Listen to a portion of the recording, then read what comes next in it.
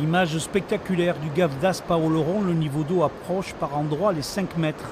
Un peu plus bas, au gave Réuni, la médiathèque semble flotter entre deux cours d'eau. C'est au quartier Saint-Pé que la situation s'est dégradée le plus. Le ruisseau La Mielotte est sorti de son lit, menaçant le lycée Guinemer.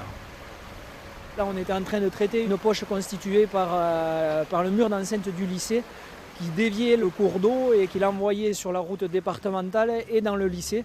Donc on vient d'ouvrir cette poche pour que la Miel regagne son lit naturel et ne vienne dégrader les installations du lycée, mais également les magasins qui sont de l'autre côté du lycée, qui avaient les pieds dans l'eau ce matin. Un peu plus bas, la rivière Le Vert a complètement inondé les champs du quartier Saint-Pé d'Oloron. Plus loin en vallée d'Aspe, le gave est au plus haut, mais les dégâts restent limités. Autre secteur en Béarn où la situation est sous tension, la plaine de Naye. Cet après-midi, le gave de Pau a passé les 3 mètres de hauteur. Ce qu'il faut savoir, c'est que probablement il va continuer à pleuvoir et jusqu'à demain midi. Voilà, donc on est quand même sur un moment